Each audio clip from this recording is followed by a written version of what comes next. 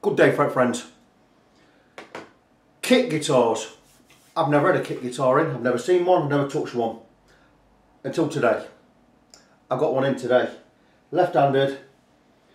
Guy bought it in. I don't know what brand it is. I don't know where he bought it. I didn't ask, but he's bought it in. He says he's put some strings on it, and it's got fret buzz everywhere. And I'm not surprised. And I'll tell you why in a minute. Now let's just get one thing straight. I'm not against kit guitars. I'm also not for kit guitars. I can see the reasons why people buy them. It gets you into building, it gets you into putting a guitar together, learning how it works, and it gives you that sense and that feeling of accomplishment that you've actually done something, constructed something, and ended up with a playable instrument afterwards. I totally get that. Absolutely brilliant. We all love creating, because we are created. Whether you believe that or not makes no difference to me. But we are created, and we love creating ourselves. It's God's plan for us, in a way. So anyway, rather than talk about that, let's talk about the guitar. So here it is, left-handed. So it's going to be hard to I'm going to show it upside down because I've got my room set up for right-handed guitars, and there it is. And it's a nice looking thing. It didn't come with that colour body. The guy who's bought it has actually sprayed this himself, and it's made a pretty decent job of it. It's got a bleb here on the bottom. That's not too important, but he wanted a sea foam green, and he's done a pretty good job of it. It looks really, really nice. The neck, pretty naff quality rosewood on top of there, but what are you expecting for a kit guitar? Is oiled. The neck, 10-12 coats of true oil is put on there.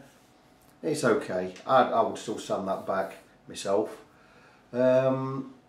Tuners, they're not absolutely fantastic, but what is the big problem with this guitar and why am I doing this video? Well, I've not looked at the electrics, I've not looked at the tremolo or anything, not even really concerned about it. He's brought it in, says it won't play right, so I says it'll be frets, they not be level.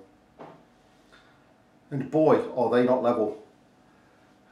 He's brought it in, and I've been across, first of all, put my not straight edge over the neck, altered the truss rod to get it straight. Now, one big downer on this guitar already is the truss rod. It hardly adjusts the neck. So that's one negative. The other negative is, let me show you the frets, and you'll see some of them are marked in blue pen. And there's a reason that they're marked in blue pen. See those areas, and we don't go across all the frets, it just go, the blue marker pen is just on the areas of the frets which are high. And I'm not going to faff about, and I'm not going to blow smoke rings up its arse, right? There are 12 frets on there that are not level. So that is that's a big negative. Basically the neck is rubbish. Well, not so much the neck looks okay. The frets are rubbish. There are 12 uneven frets that I'm going to sort out for him. Now the thing is you don't want to spend a lot of money on this guitar, and I completely understand why. So by rights that should have a fret level on the jig. But, you know, I'm actually going to do this by hand. I'm going to remove the neck, and I'm going to do it by hand, all with a flat file. Then I'll come back and finish off with a crowning file, and we got a couple of grits of sandpaper on there, give it a polish. You know, is it more trouble than it's worth? No, it's not, because you've got to get that right. But that, for me, is a massive negative, because the most important part of a guitar for me is the neck. And if the neck's right and the truss rod works, you've got the potential of the guitar being fantastic. The truss rod is not very good. It doesn't seem to be put in very securely. Maybe the channel down the centre of the neck itself is too wide for the truss rod, because when you turn it, it wobbles about before you even get any tension on there. I get the feeling that it's trying to snap or dig into the channel when you turn it. And I did it while I was here yesterday, and I says, I don't like that. I says, that does not fill me with any confidence whatsoever. Got to the point where I was turning it and I thought, I don't want to turn it anymore because it feels like it's going to snap. That is a massive negative for me. I'm not slagging off kit guitars, because I'm sure there are some good kit guitar manufacturers out there. But end of the day, if they're selling a kit guitar for $99, 70, 80 quid, they're all made in China, how much of that is profit for them? And if they are making a profit, what is that saying about the guitar you're buying? You're talking a neck, a body, electrics, scratch plate, hardware, bridges and tuners. What really do you think you're going to be getting for $100? I'll leave that with you to ponder. So that's my That's my thoughts on kit guitars. Looks nice. I'll get it to play nice. Plastic nut on there, nothing spectacular. You want to be swapping that out. Pickups, I've got no idea. I don't know about it. I've not heard it. I've not heard strings. Right, what I'm going to do is I'm going to level these frets. I'm going to put some strings in it. I'm going to recut the nut. I'm going to set it up, get the intonation done, get the radius done on the saddle there, and I'm going to let it go back to the owner. I'm not expecting it to be brilliant, but I know for a fact when it leaves these premises, it will be set up the best it can possibly be set up. I'm sure the owner is going to be very nice. One redeeming factor about the guitar, what a nice job the owner's made of that paint job, and what a beautiful colour it is. There you go. So this is his first build. I hope it gives him the inspiration to carry on, to broaden his horizons, and to hone his skills. And who knows what he'll be doing in the future. Maybe he'll be building his own guitars in the future. But that's it for now. I will come up with a update again later, showing you the finished result, and that will be that. Right, welcome back to the second part of the kit guitar, the Seafoam Green Stratocaster kit guitar. You'll see I've now got the fingerboard all taped up. No matter what the level of guitar is that comes into the workshop, it gets the same treatment, the same amount of respect. So you can see what I've done, I've levelled off all the frets, as mentioned in the earlier part of the video. I've also re-crowned them using my crowning file. I've gone with 3mm edge, 2.5mm edge, got them all crowned, and now it's a matter of polishing. I'm going to polish with 4 grits of paper, 1000, 1200, 1500, 2000. It's just a matter of just cleaning up the frets and just going. I'm not going to make a federal case of it because, you know, this is not a paint job. I'm just going to go across and just basically remove all the burrs. It's a pretty, can be a long-winded affair, this, it can take time. And this is basically what I'm going to do. And just going with varying grits, it's just going to take out any burrs we might have got, any scratches. Like I say, this is pretty soft fret wire. It's a kit guitar. It was bought, I imagine it was bought relatively inexpensively. The fret wire is not that hard. I guess I'd say it's 12% nickel silver. Now when I do a refret, I only use 18% nickel silver. So it's pretty soft fret wire, really easy to file flat. So it's not going to be that long lasting, and that's the problem with kit guitars. You're not really buying something that's going to take a lot of heavy use. You know, if you're putting the cheapest fret wire on there. The rosewood on the fingerboard itself is pretty, I don't want to say mediocre, it's not that bad, it's just pretty bad grade rosewood. And that's what you're going to get when you buy a kit guitar. You're not going to get, as I explained earlier, you're not going to get the best quality if you pay $100 or £100 for a kit guitar. So that's it, I'm going to crack on with doing this. As you can see, these are polishing up pretty well. I've done about 5, but I've double quick time on this because it's not an earner, there's no money in this. So I'm just going to go across and give them a polish with 4 different grades of paper. That then will be absolutely fantastic. I'm going to put my neck back on the guitar. Let me just say, the neck pocket on that guitar is so tight, it really took me a lot of gumption to get this neck off the body without cracking any paint or anything on there. Really tight fit. That's a good thing or a bad thing, I'm not quite sure. I imagine it's more good than it is bad. So anyway, that's where we are on this guitar. End of the day, it's going to play great once I've got this neck sorted out.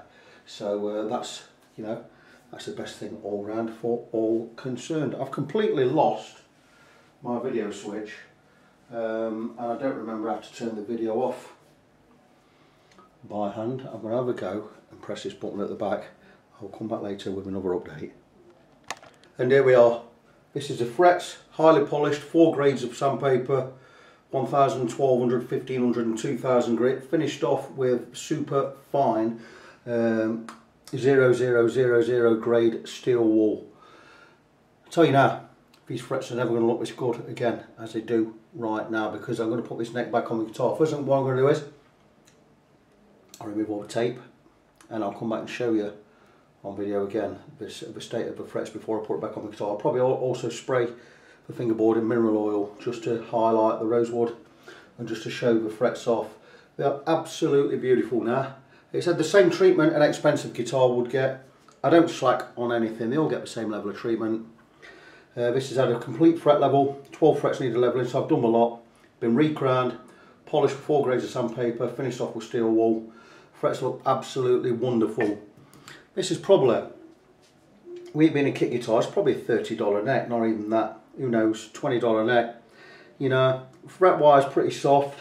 Maybe somewhere down the line you might want to refret it. I don't know, it depends how long these frets last. But as a kit guitar goes, it's now going to have a wonderful neck. A neck being, as far as I'm concerned, the most important, well, not as far as I'm concerned, it's absolutely true. A neck is the most important part of a guitar. Because if the neck's not right, the guitar will never be right. If the neck is right, the guitar has the potential to be superb. Not happy with the truss rod. I don't think there's enough adjustment in there, but I'm happy that the neck's straight, the frets are level, they've been crowned and polished, so that's it. I'm going to move it on now, and I'll come back with a final update in, well, whenever. I'm back soon. And there we go. Have a look at those frets now. Highly polished. I've just lemon oiled or mineral oiled the fingerboard. Frets are really beautiful. Now they're all level. I'm not going to say it's more than the neck deserves because it's a kit guitar. What you expected? It's a great way, buying a kit guitar is a great way to learn on how to put together a guitar and how to set one up. This one's not without problems. There's a lot of oil on the actual neck, but it's not been oiled up to the rosewood, so there's a gap you can feel with your thumb. I myself would have taped up the fingerboard, and I would have oiled the edge of the fingerboard as well if you go with that many coats. I would be inclined to sand this all down and bring it back to almost satin with just a little bit of oil on there. You're still going to get that shine, but then again, it does look nice. The guy's learning, he's just started out, he's done more than I've done when it comes to building. I've never built a guitar before, so who am I to knock it? The neck, it's not central to the body. That's the problem with kits again. You know, but at the end of the day, it's a learning experience for the lad. You know. And there you go. The neck looks fantastic. I mean, end of the day, well, I'm going to put my neck on. The guitar is going to play absolutely fine. That's what it's all about. I love the colour of the guitar. It's just a matter now of me. I've texted him to see what gauge strings he wants on there. I've got not a stock. I always have in stock Ernie Ball 942s or Diodario 1046s.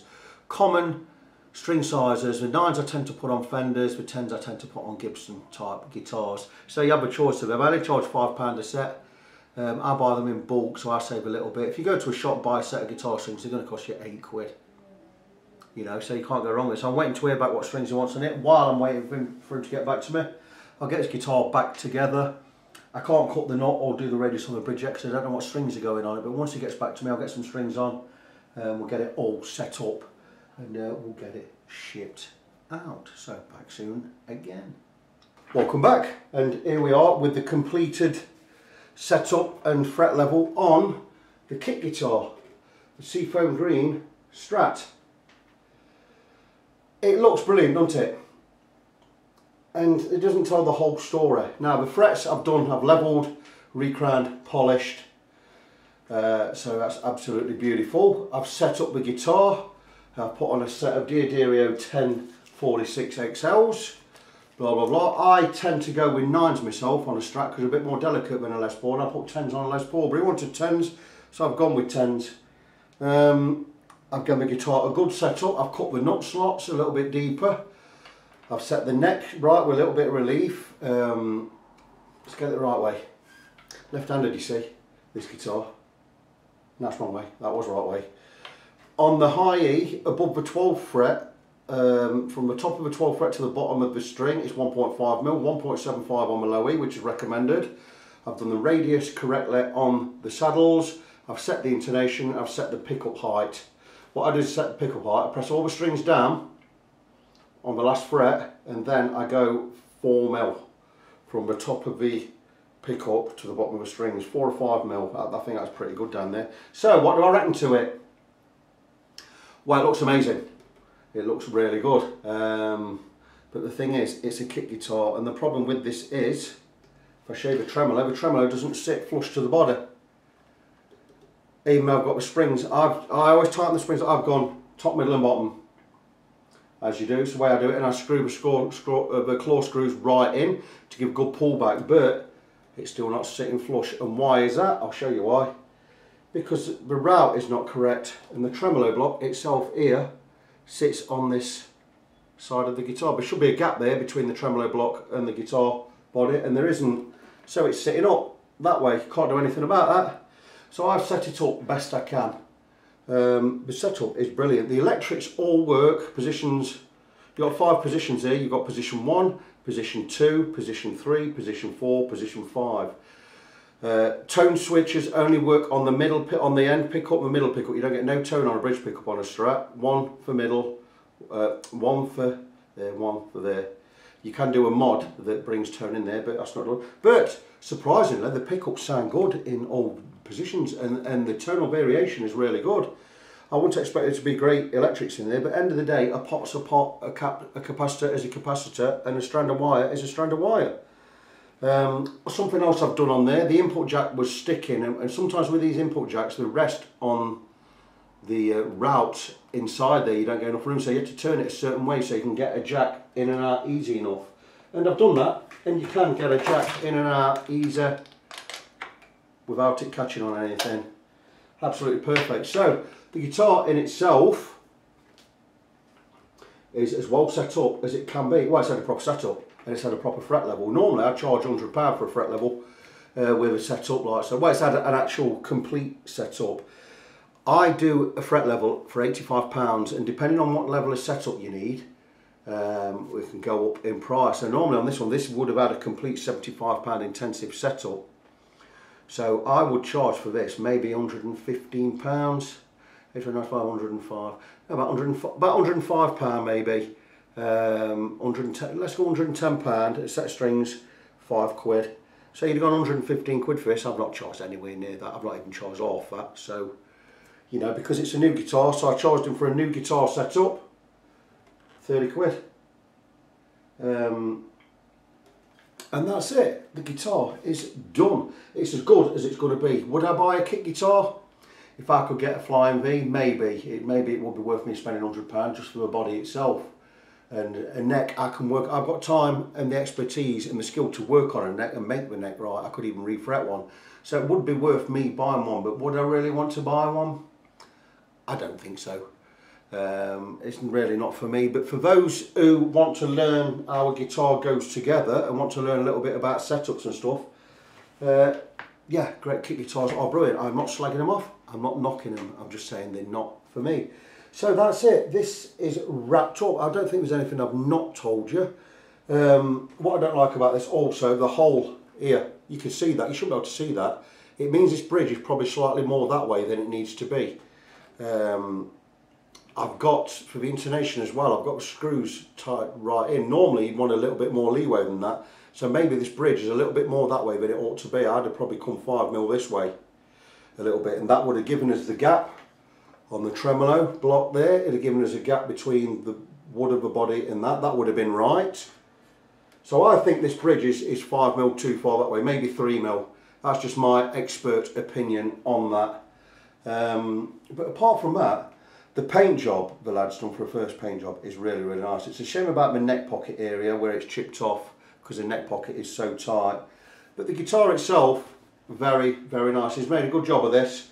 End of the day, he's got a guitar he can take away. The setup's bang on. The guitar plays perfect. No fret buzz anywhere. So you can't really go wrong. If it's cost him 130, 140 quid, he's got a well playable guitar. For the future, what I will do is, because I won't buy one of these, I think if you're going to spend that, because if you buy one of these, you're probably going to want to change the hardware, the pickups and the electrics, and maybe get some fret work done. You're talking 250 quid on top. If you pay 155, it's £400.